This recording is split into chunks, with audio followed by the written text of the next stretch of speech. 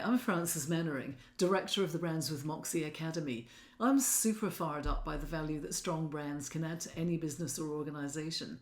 In this series, I wanted to share some brand insights I've gained from many years as a branding professional. One of the first things I ask prospective clients is, how healthy is your brand? In other words, how hard is your brand working for you? Is it firing healthily on all cylinders? I'm often surprised by how much confusion there is about what a brand is. So often people use brand when what they really mean is just name and logo.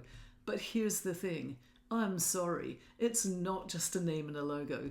A highly performing brand is a multifaceted beast that is or should be one of any organisation's most important assets, because it drives visibility and profile, engagement, sales and customer loyalty, and all of these good things bring growth and tangible value into the organisation. Okay, so before we get into the brand health check, let's clear a few things up. So basically, your brand is not what you say it is, it's what your audience, say it is. It's all about perception, how people perceive your brand and engage with it. And their perception is based on the experience they have. The good news is, with a highly performing brand, you can shape those all-important perceptions. So it's a question of showing, not telling. When you show them, it's probably what they will perceive if you do it well. So here are a few things your brand is not. It's not your name and logo, and while they're an absolutely fundamental part of your visual identity, they're crucial in fact, but they're only part of your overall brand. And some people think their brand is their products or services. Nope, not that either. And while there are branded products, there's still a lot more to it, and your products and services are actually your brand offering. So what about your website? No again. Your website is just one of the many brand channels that you can use. These are only a few instances of what a brand is not, but they are all integral parts of any brand nonetheless. So basically, what is a brand? A brand is an emotional, intuitive connection point. It's a gut feeling about a product, service, person, or organisation. By building a brand, you're looking for ways to capture hearts and minds, build engagement, connection, and loyalty. As I said, it's not about telling people. You have to show them why they should care about your brand. And you need to show this care across every touch point, from their first encounter with you to any interaction that they have with the brand. It always needs to be consistent so that they get the same great experience across every touch point, because, in a nutshell, a brand is the space you occupy in somebody's mind, and it can be a smiley face or a scowly one. I've heard bigger advertising agencies talk about people's minds as real estate that they're seeking to populate. Frankly, I find that a little bit demeaning, but basically all brands are competing for headspace, so it really matters that the space they occupy is a positive one. Why? Why is your brand so important to your business or organisation? Well, essentially through your branding activities, you're seeking to create a movement of loyal followers.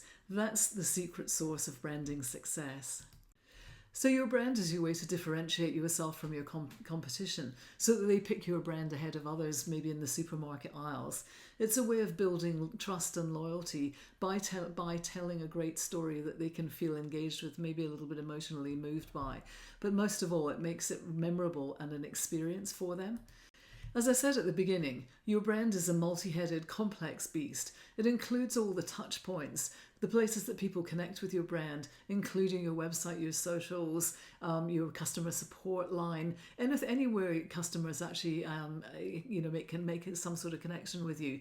And their experience needs to be consistent and worthwhile, so that they feel they get the same great experience every time. It's also it encompasses your identity, your visual identity, which is your name and logo, your colours, the topography you use. These combinations are the first thing people see, and they're super important because they have to pack a mighty punch. The values you have. Values help brands be meaningful to people because they hopefully align with the ones that of your target customers. We also talk about perception a lot, and for brands to succeed, they need to identify a core perception they want people to have, and then gradually find a way to show them why this perception is what they can find. Then there's personality and attributes. All brands have a personality, and it comes out in language and the imagery we use and how we talk about it, the things we do. But those are important.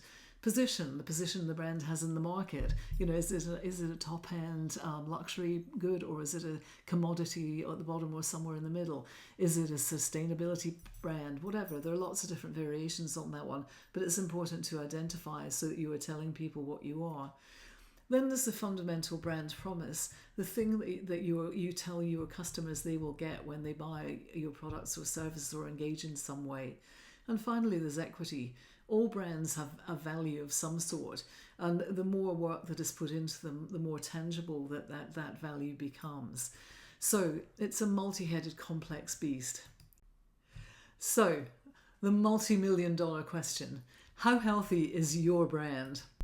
So why not take our 10-point brand health check? You might be surprised at what you find. Just scan the QR code, which will take you to our website for your free download. And don't worry, if you score badly, help is at hand. Thanks for listening.